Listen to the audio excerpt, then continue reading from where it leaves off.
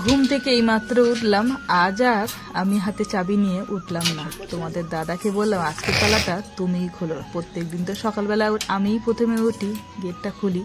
মাঝে সাঝে পড়ি যেদিনকে সকালবেলা টিউশন থেকে ও উঠেই গেটটা খুলে। তো যাই হোক, আজকে কিন্তু উঠতে খুব দেরি বলবো না, আবার যে খুব তাড়াতাড়ি উঠেছে তাও বলবো না। রোদ্দুর কিন্তু প্রায় অর্ধেক চলে এসছে আমাদের ঘরের মধ্যে। যাই হোক, এদিকে রান্নাঘরে গেটের তালাটাও এখনো খোলা হয়নি। প্রথম কথা হচ্ছে, তোমাদের ফার্স্ট টাইম আমি নীলকণ্ঠ ফুলটা কেন দেখালাম জানো? গাছের অবস্থাটা দেখো, গাছটা প্রায় মারা গিয়েছিল, জল দিয়ে দিয়ে বাঁচানো হয়েছে। তারপরে দেখছি গাছে দুটো ফুল ধরেছে, দুটো না তিনটে। ফুলটা দেখে ভীষণ আমি আনন্দ পেলাম, তাই ভাবলাম তোমাদের সঙ্গে একটু শেয়ার করি। আর সকালবেলা ঘুম থেকে উঠে কিন্তু সত্যি কথা বলতে প্রকৃতির দৃশ্য দেখতে আমার ভীষণ ভালো লাগে। যেহেতু আমাদের বাড়ির চারিপাশেই কিন্তু সবুজে সবুজ, আর আমাদের চারিদিকে কিন্তু ফুল গাছ, ফুলের কিন্তু বুঝতেই পারছো প্রত্যেকটা গাছে কড়ি এসেছে। আর এই কাঁঠাল গাছটা কিন্তু প্রচুর কাঁঠাল হয়, কিন্তু শেষমেশে গিয়ে দেখবো হয় একটা নয় দুটো আছে।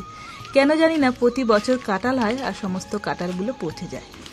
যাই হোক, তারপরে চলে আসলাম দেখো জবা ফুল গাছে। আর এই জবা ফুলের গাছটা কিন্তু আমি নিজে হাতে করে লাগিয়েছিলাম। আর এই লাল গাছে, এই যে জবা ফুল গাছটা অনেক বছর হয়ে গেছে, প্রায় না হলেও 15 বছর তো হবেই। পরি হওয়ার আগে এই গাছটা বসানো, তাহলে ভেবে নাও পরির বয়স এই 14 বছর বয়স, আর এই গাছটার বয়স তাহলে কত বছর? 15 বছর ভুল বলিনি কিন্তু বন্ধুরা। যাই হোক, তারপরে দেখো মাঠের দিকে বেশ কিছুক্ষণ মাঠের দিকে তাকিয়েছিলাম। তারপরে ভাবলাম না যাই, সংসারের তো সমস্ত কাজ পড়ে রয়েছে আমার জন্য। যাই হোক, আজকে কিন্তু সকালবেলা যখন উঠেছি বেশ ঠান্ডা লাগছিল, তার জন্য একটা হালকা পাতলা চাদর গায়ে দিয়ে নিয়ে কাজে লেগে পড়লাম। আর প্রথম কাজ হচ্ছে কি জানো তো? প্রথম কাজ হচ্ছে আমার এই রান্নাঘরে এসে রান্নাঘরটাকে পুরো পরিষ্কার করে তারপরে কিন্তু আমার উনুনটা ধরানো। যেহেতু বুঝতেই পারছো সকাল থেকেই আমার ব্যবসা শুরু হয়ে যায়, তাই চেষ্টা করি সকালবেলা উঠে আগে আঁচটা ধরিয়ে দেওয়ার। আর যেহেতু বিকেলবেলা আমি দোকানে চলে যাই, এদিকে গোছানোর আর একদমই সময় পাই না, সেটা সকালবেলা উঠে বেশ খানিকক্ষণ কাজে লেগে পড়ি। আমার থেকে কড়াটার ভারটা একটু বেশি, দেখেই বুঝতে পারছো। যাই হোক, অনেকটা গল্পই তোমাদের সঙ্গে করলাম। গুড মর্নিং, কেমন আছো সবাই? আশা করি সকলে ভালো আছো, সুস্থ আছো। আমি কিন্তু ভীষণ ভালো আছি। আঁচটা ধরিয়ে দিলাম সকালবেলা, যেহেতু আলু বসাবো। এবারে ব্যবসার যেটা আলু সিদ্ধ হয় সেটা করার জন্য সকাল সকালে আঁচটা ধরিয়ে দিয়েছি। বাদ বাকি কাজ তো আছে, তোমাদের দাদা ওই যে আলু দিচ্ছে বসে বসে কলতলায়। সকালবেলা উঠে হাতে ভিতরে দুজনেই কাজকর্ম করে নিই, তারপরে তো বাজারে চলে যায়। সংসারের কাজ, ব্যবসার কাজ সব কিছুই একা হাতে করতে হয়। যতটা পারে ও চেষ্টা করে আমার একটু সকালবেলাটা হেল্প করে দিয়ে তারপরে বাজারে চলে যাওয়া। আর এখন যেহেতু সকাল সকাল আমরা চলে যাচ্ছি দোকানে, এই একটা মাসেই সকাল সকাল যেতে হবে। তারপরে যেমন টাইমে যাই তেমন টাইমে যাব। যেহেতু এখন বুঝতেই পারছো যে তেলে ভাজার দোকান মানে এখন রমজান মাস পড়ে গিয়েছে। অবশ্যই তোমরা জানো যারা আমার ব্লগ দেখো রমজান মাস কি। তো সেই কারণে সকাল সকাল উঠে আমাদের তাড়াতাড়ি ব্যবসার কাজকর্ম করে নিয়ে দোকানে যেতে হয়।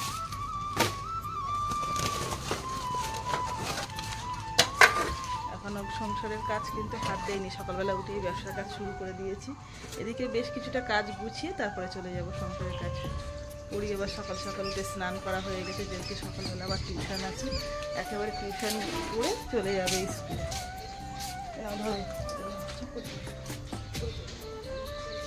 গুছিয়ে দাও, ঠিক আছে? সকালবেলা আজকে উঠেছি, প্রচন্ড দেখছি ঠান্ডা ঠান্ডা লাগছে। 3টে গেল, কালকে 4টে পাউরুটি নিয়ে এসেছি, 3টে গেল। তাহলে তোমাদের দাদা রাতের বেলা একটা খেয়ে নিয়েছে শিওর। চুপি চুপি লুকিয়ে লুকিয়ে খেয়ে নেয় জিনিসপত্র।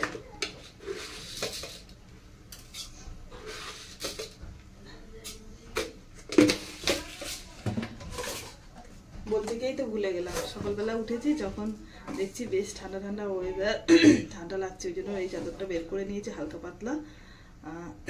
সমস্ত শীতের পোশাক কেচে কুচে তোলা হয়ে গেছে, আবার নতুন করে এই হালকা পাতলা চাদরটা বের করলাম। যখন গরম লাগে মনে হয় ঘর বাড়ি পরিষ্কার করতে পারলে বাঁচি। চারিদিকে তো শীতকালে সোয়েটার, চাদর, ব্ল্যাঙ্কেট, মানে কি বলবো, মানে ঘর বাড়ি যেন একদম জংলার মতন একটা হয়ে থাকে। সেই কারণে সমস্ত কিছু তুলে দিয়েছি। জল গরম করলাম, সেই জলটা ঠান্ডাই হয়ে গেল।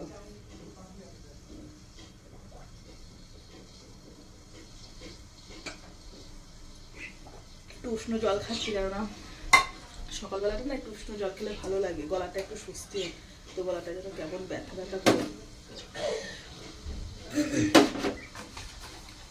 দোকান থেকে বাড়ি এসে রাতে বা স্নান করে এক দিন, ওর জন্য ঠান্ডাটা লেগে যায়।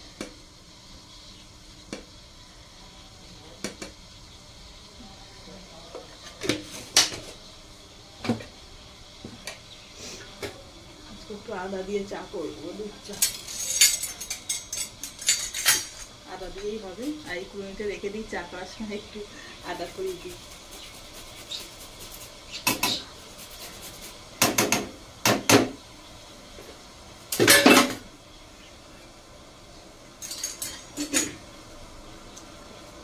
চলো চাটা করে নিই। আমি খেয়েছি সকালবেলা, তুমি খাও। ধরো,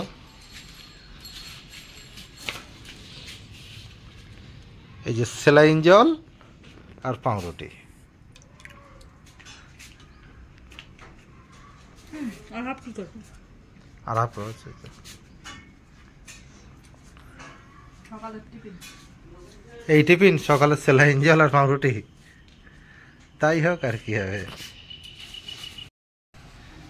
সকাল থেকে প্রচুর খাটাখাটনি করছে তোমাদের দ্বারা সকালবেলা। আমি কোনো একটা কাজ করছি না, তাই ওই জন্য ছেঁকে নিচ্ছ আখের রস? ছাড়ছি না মাপছ? মেপে মেপে নিচ্ছি। কেন বলো তো, মানে বেশি যদি ওর পড়ে যায় ভালো, একটু কম করে দেবে, ওর জন্য 1 গ্লাস ওরা দিচ্ছে আর 1 গ্লাস আগে দিচ্ছি। তাহলে দাঁড়াও, দাড়ি পাল্লা আনবো। দাড়ি পাল্লায় বসাও।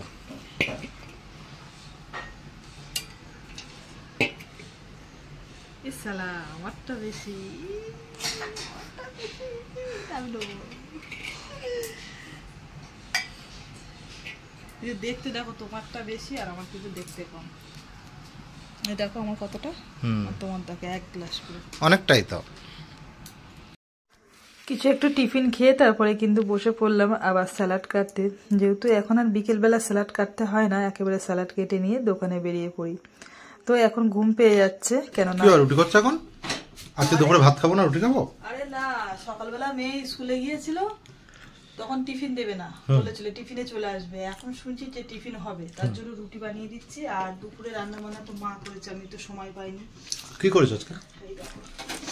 মা বানিয়েছে, যেহেতু নিরামিষ আজকে বৃহস্পতিবার, বেগুন আলু আর বড়ি দিয়ে ঝোল করেছে। ঝোল না লেবড়া? যা একটা হবে। আর হচ্ছে তোমার পলতা শাকে মানে ডালনা টাইপের বানিয়েছে। বাহ, তার জন্য চলে আসলাম এখন রুটি বানাতে। রুটি দিয়ে খাবো? রুটি মেয়ের জন্য, রুটি তোমার জন্য না। তাই 3টেই করবো গুনে গুনে। টাটা তুমি কত? 10টা। ওটা রেখে দেবো, রাতে আবার মা যখন রুটি বানাবে ওই আলটা নিয়ে নেবে। নষ্টর কোনো সিন নেই এখন, যা জিনিসপত্রের দাম। ঠিক আছে, তাহলে আমি একটু ঘুমিয়ে নিই। যাও ঘুমাও। দুপুরে স্নান টান করা কমপ্লিট, আর এখন আমরা দোকানে বেরোবো। রান্না বান্নার পরিস্থিতি তোমাদের একটুখানি শেয়ার করলাম। মা রান্না করেছে, মানে একটা থালায় ভাত মেখে দুজনে খাওয়া দাওয়া করে দোকানে বেরিয়ে যাচ্ছে। আর এখন বাজে হচ্ছে 1:30 বাজে। এখন দোকানে বেরোবো আর বাড়ি আসবো সেই রাতে। তারপরে কতদূর কি ভিডিও করবো বলতে পারছি না, সেখানে একদম সময় নেই, বুঝতে পারছো, সময়ের অভাব প্রচুর।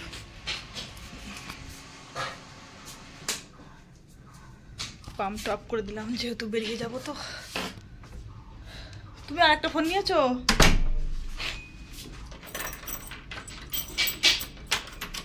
পরি স্কুলে গিয়েছি, স্কুল থেকে বাড়ি এসে তারপরে কিন্তু খাওয়া দাওয়া করবে। মানে টিফিনটা পাঠিয়ে দিয়েছি, দুপুরের টিফিন। দুপুরে বলতে স্কুলে যে টিফিনটা, আবার কোনো দিন এসে দুপুরে খায়, আবার কোনো দিন খায় না। মানে তরকারি পরিস্থিতি বুঝে খায় ও, মানে ভালো তরকারি হলে খাবে, খারাপ হলে তেমন একটা খাওয়াবে না, এই হচ্ছে ব্যাপার। চলো, এই দেখো 1:30 বাজে, এখন বেরোচ্ছি আমরা দোকানে। দোকান থেকে বাড়ি এসে তারপরে তোমাদের সঙ্গে আবার শেয়ার করবো। তোমরা ভাবছো যে লিপস্টিক দিয়েছি, না করে লিপস্টিক দিইনি, লিপ বাম দিয়েছি। প্রচণ্ড ঠোঁট ফাটছে, মানে সকাল থেকে এত পরিমাণে হাওয়া দিচ্ছে, উত্তরের হাওয়া, মানে গা হাত পা চরচর করছে, ঠোঁটটাও ফেটেছে, তার জন্য একটু লিপ বাম দিলাম। আর লিপ বামের কালারটা একটু লালচে, ওই কারণে। এইমাত্র দোকান থেকে বাড়ি আসলাম, এসে পরির পাপাকে আর পরীকে খেতে দিলাম। প্রচণ্ড ঠান্ডা পড়েছে বাইরে, আর আমি এদিকে একটু চা বসিয়ে দিয়েছি, জানো তো, যেহেতু দোকান থেকে বাড়ি এসে। দাঁড়াও একটু ব্যাক ক্যামেরা তোমাদের সাথে কথা বলি। সরি, ব্যাক ক্যামেরায় বললাম, ফোন ক্যামেরায় না বলে। যাই হোক, সব ভুলভাল হয়ে যাচ্ছে। সারাদিন প্রচুর পরিশ্রম গিয়েছে, ধকল গেছে ওর জন্য না। কি বলছি, রাতে এসে একদম ভালো লাগছে না। আমি আর ভাত খাবো না রাতে, জানো তো, একটু চা বসিয়ে দিয়েছি, দুধ চা খাবো। মানে ওয়েদারটা প্রচুর ঠান্ডা, মানে দোকান থেকে বাড়ি এসেছি না, কি বলবো তোমাদের সঙ্গে বন্ধুরা, যেরকম পৌষ মাসে রাতে ঠান্ডা পড়লে কাপ লাগে, ওরকম একটা কাপ লাগছিল। আবার রাতে বাড়ি এসে হাফ স্নান করেছি, যেহেতু দোকানের পুরো নোংরা কাজ, বেসন তেল, মানে একটা কিরকম, মানে কি বলবো, যেন গা হাত পা যেন চটপট চটপট করে, বাড়ি এসে স্নান না করলে। যাই হোক, ঠান্ডার মধ্যে স্নান বলতে মাথায় জলটা দেওয়া হয় না, ওই হাতে মুখে একটু সাবান দেওয়া, একটু গাটা ধুয়ে ফেলা হালকা করে, এরকম একটা ব্যাপার। আর সঙ্গে একটু বিস্কুট খাবো, জানো তো, শুধু চা আর খাবো না, ভালো লাগছে না। দোকানে চপ খেয়েছি, এই বিস্কুটটা খেতে খুব ভালো লাগে।